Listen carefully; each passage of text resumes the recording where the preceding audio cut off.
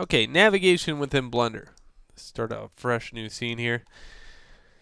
By default, it switches over to the top view, which now, if you hold Alt and click with the left mouse button, allows you to go into the orthographic.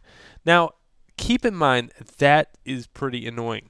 The fact that you can go, let's say, to the top view, and if you forget about the Alt button, which I usually do, and hit it and start clicking, it becomes the perspective view. So just kind of get used to that. Get used to the fact that all views become your perspective view until you have to go back and switch views again. So now another feature that I thought was pretty sweet was go back to user preferences. And if you go in here to system, I can emulate a number pad. Now, again, I told you before I was on a laptop computer where I do not have a number pad. So I can emulate one. So now I have a number pad. Okay, and now let's go back to buttons mode. So if I have a number pad, I can quickly look over here. Top is 7, so I can hit 7. Yep. And here's my other ones. Side, front. So 3170. 3170. Just remember that as a phone number, you're all right. 3170. Okay, now that we have that, let's go back to navigation. So Alt your best friend, pretty much. Now Alt and Shift allows you to pan. Alt and Control allows you to zoom.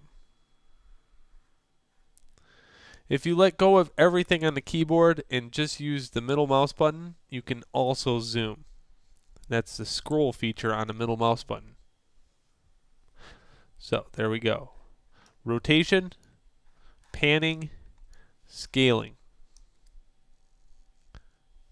That is all there is to Blender as far as the navigation goes. Now, navigation's one thing, but what about moving the object? That's another thing.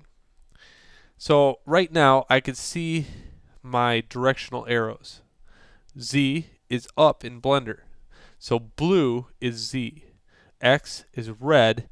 Y is green. X, Y, Z.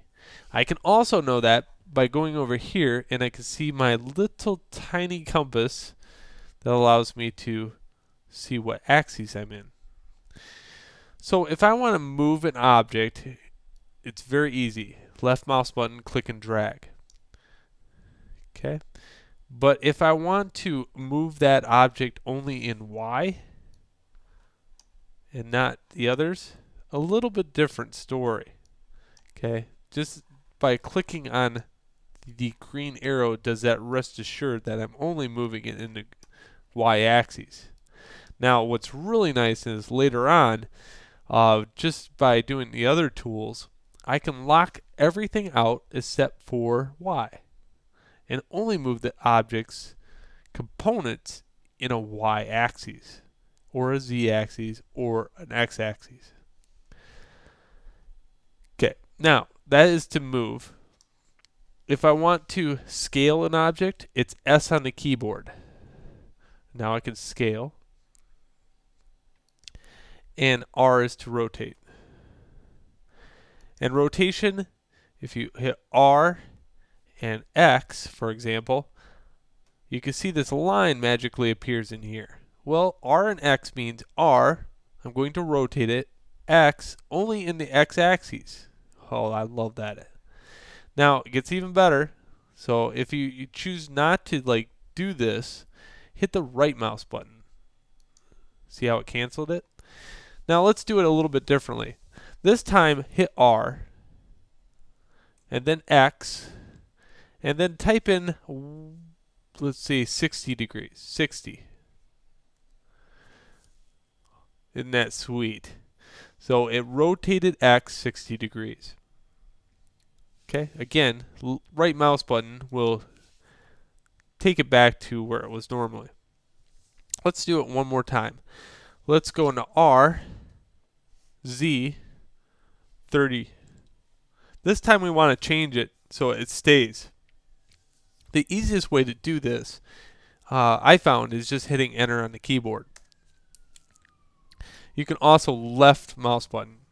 Sometimes on a Macintosh, though, we all know that left and right mouse buttons get kind of confusing at times. So I'm just saying enter is a very universal way to saying, okay, I really want this change to occur, and that's how it works. So if I want to undo that now, I have to hit Command and Z, which is undo. Okay, so rotate, scale, and move. Scale works the exact same way. If I want to scale this in only Z axes, I can hit scale, Z, and now I can only scale it in the Z axes. Very clever. I love that feature.